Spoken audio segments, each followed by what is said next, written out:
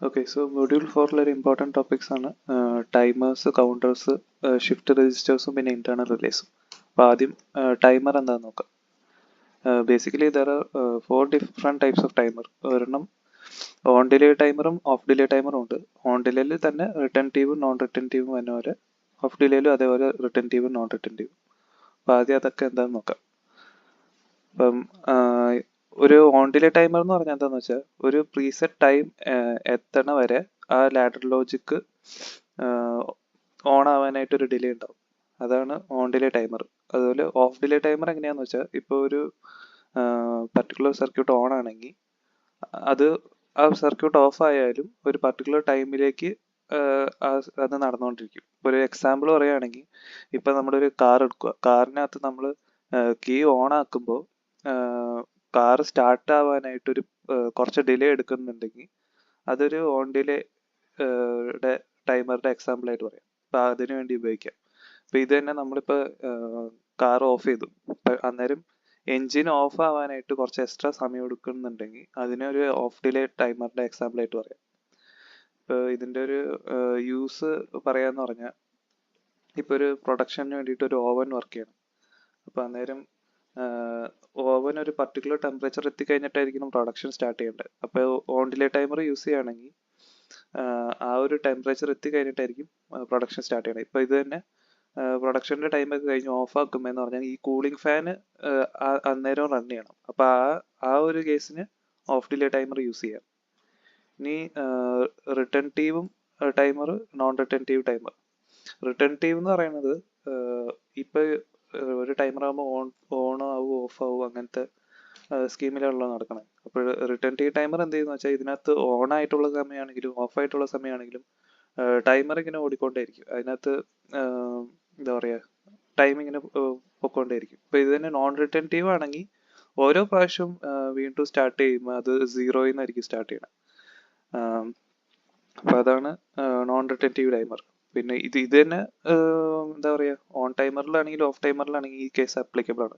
അപ്പം ഇതിനകത്ത് non retentive timer ഇവിടെ യൂസ് ചെയ്യുന്ന വെച്ചാൽ ഇപ്പോൾ ഒരു start button to give a short delay for a conveyor being moving. ഇപ്പം കൺവെയർ മൂവ് ചെയ്യണമെങ്കിൽ ഇപ്പോൾ ഫുൾ ടൈം ട്രാക്ക് ചെയ്തിട്ടൊന്നും കാര്യമില്ലല്ലോ. ഇത് തന്നെ ഇപ്പോൾ റിട്ടൻറ്റീവ് ടൈമർ വരികയാണെങ്കിൽ tracking the time before the maintenance of is needed. ഇപ്പോൾ ഏതൊരു മെഷീനാണെങ്കിലും ഒരു പർട്ടിക്കുലർ അപ്പോൾ ഇത്ര മാസങ്ങളോ അല്ലെങ്കിൽ ഒരു പർട്ടിക്കുലർ ടൈം കഴിയുമ്പോൾ അതിൻ്റെ മെയിൻ്റെനൻസിൻ്റെ ടൈം ആവും. അപ്പോൾ ആ ഒരു മെയിൻ്റെനൻസ് ടൈം ട്രാക്ക് ചെയ്യാനായിട്ടാണ് റിട്ടൻറ്റീവ് ടൈമേഴ്സ് യൂസ് ചെയ്യണം. അതിനകത്ത് ടൈം ഇങ്ങനെ ഓണായി കിടക്കുകയായിരിക്കും. അപ്പോൾ നമുക്കറിയാൻ പറ്റും എപ്പോഴാണ് മെയിൻ്റെനൻസ് എത്തണമെന്നുള്ളത്. അപ്പോൾ ടൈമർ എന്ന് പറയുമ്പോൾ ബേസിക്കലി ഒരു പ്രീസെറ്റ് ടൈം ഉണ്ടാവും. ആ ഒരു ടൈം റീച്ച് ആവണ വരെ ആ പർട്ടിക്കുലർ സർക്യൂട്ട് ആ ഒരു സ്റ്റേറ്റിൽ തന്നെയായിരിക്കും. ഇപ്പോൾ ഓൺ ഡിലേയിലാണെങ്കിൽ ഇപ്പോൾ എക്സാമ്പിൾ പറയുകയാണെങ്കിൽ ഞാൻ ഇപ്പോൾ സ്വിച്ച് ഓൺ ചെയ്തു. സ്വിച്ച് ഓൺ ചെയ്തിട്ട് ഞാൻ സ്വിച്ച് ഓൺ ചെയ്ത ഒരു 10 സെക്കൻഡ് കഴിഞ്ഞിട്ടായിരിക്കണം ബൾബ് കത്തണ്ടേ. ആ ഒരു കേസാണ് ഓൺ ഡിലേയുടെ കേസ്. ഇപ്പോൾ ഇത് തന്നെ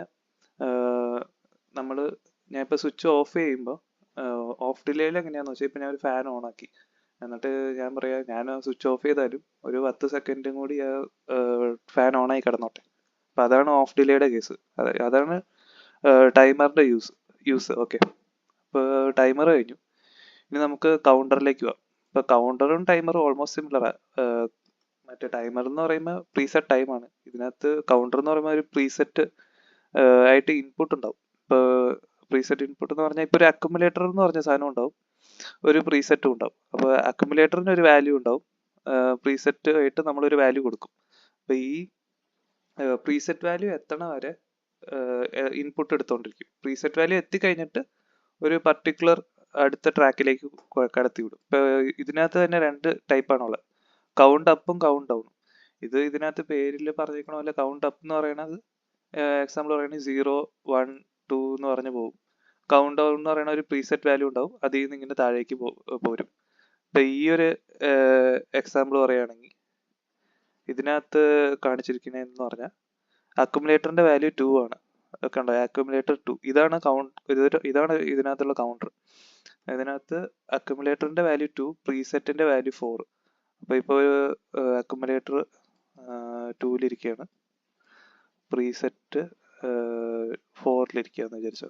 അപ്പോൾ ഈ ഇങ്ങനെ ഇരിക്കുന്ന കേസിൽ ആരെങ്കിലും വന്നിട്ട് സ്വിച്ച് ചെയ്യൽ നിൽക്കുകയാണെങ്കിൽ അക്കുമുലേറ്ററിൻ്റെ വാല്യൂ 3 ആയിട്ട് മാറി. അന്നേരം എന്താ പറയുക, പ്രീസെറ്റ് വാല്യൂ റീച്ച് ചെയ്തിട്ടില്ല. ഇനി കുറച്ച് കഴിഞ്ഞ് വീണ്ടും വേറൊരാൾ വന്നിട്ട് എന്താ പറയുക ഇൻപുട്ട് ചെയ്യൽ കൊണ്ടുപോയി നിൽക്കുകയാണെങ്കിൽ അപ്പോൾ അക്കുമുലേറ്ററിൻ്റെ വാല്യൂ 4 ആയി. അപ്പോൾ പ്രീസെറ്റ് വാല്യൂ റീച്ച്ഡ് ആയി. അപ്പോൾ പ്രീസെറ്റ് വാല്യൂ റീച്ച് ആകുമ്പോൾ മറ്റൊന്ന് എന്ത് പറ്റുമെന്ന് വെച്ചാൽ ഇതുവരെ ഈ ഒരു ഇതായിരുന്നു പോയിക്കൊണ്ടിരുന്നത്. പ്രീസെറ്റ് വാല്യൂ എത്തിക്കഴിഞ്ഞപ്പോൾ DN ഓൺ ആവും. DN ഓൺ ആയപ്പോൾ തിരിച്ച് ഈ ഒരു കണ്ട ഇവിടെ DN എന്ന് പറഞ്ഞ സംഭവമില്ലേ, അപ്പോൾ ഇത് X എന്ന് പറഞ്ഞ ഔട്ട്പുട്ട് കിട്ടും. ഇപ്പൊ ഇത് കഴിഞ്ഞ് നമുക്ക് കൗണ്ടർ ഇപ്പൊ റീസെറ്റ് വാല്യൂയിൽ എത്തി. ഇനി നമുക്ക് തന്നെ റീസെറ്റ് ചെയ്യണമെങ്കിൽ അതിനാണ് ഈ ബട്ടൺ കാണിച്ചത്. സ്വിച്ച് B നോക്കി കഴിഞ്ഞാൽ RES എന്ന് ഉദ്ദേശിക്കുന്നത് റീസെറ്റ് ടു വാല്യൂ 0. അപ്പൊ ഇതാണ് ഇവിടെ കാണിച്ചിരിക്കുന്നത്.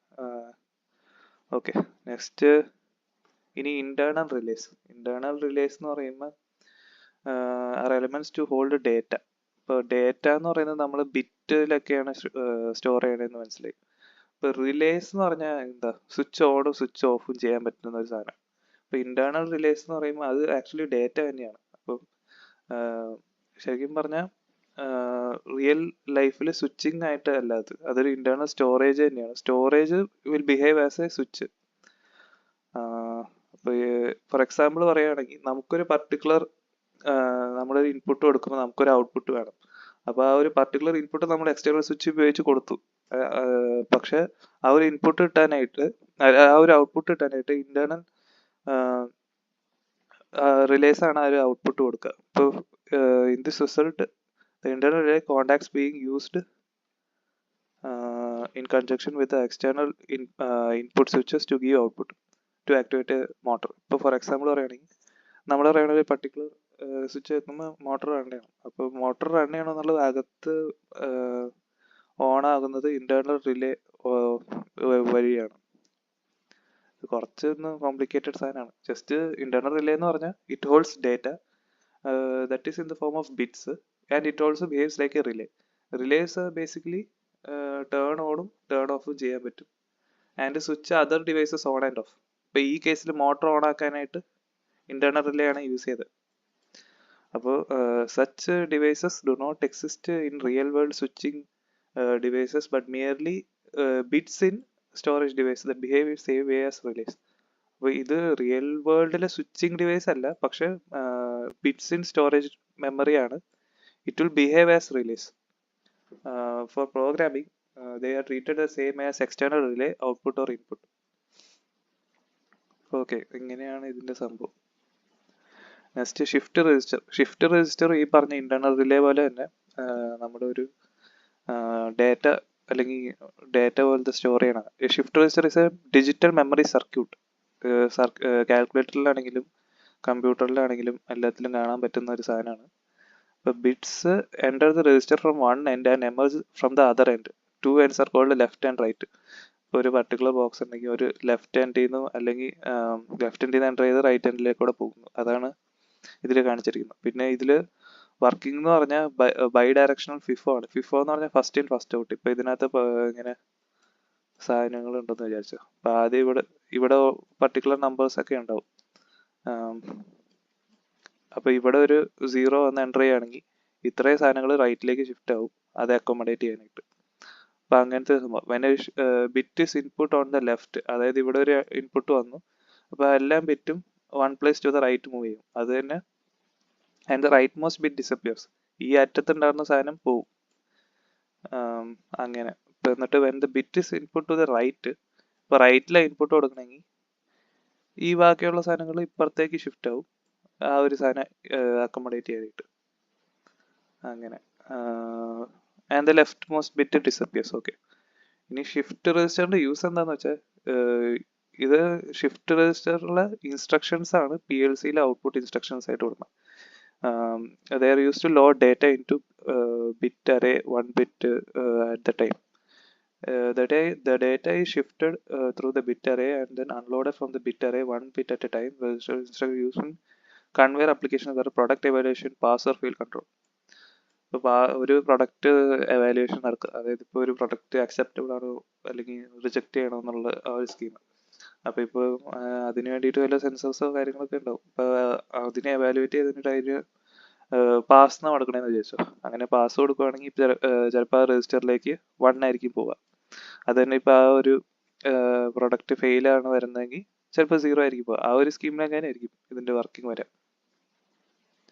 അപ്പോൾ അതാണ് ഷിഫ്റ്റ് രജിസ്റ്റേഴ്സ്, അതുപോലെ ഇന്റേണൽ റിലേസ്, പിന്നെ കൗണ്ടേഴ്സ്, ടൈമേഴ്സ്. ഇതിൽ നിന്ന് ഏതെങ്കിലും 3 മാർക്ക് എക്സ്പെക്ട് ചെയ്യാം.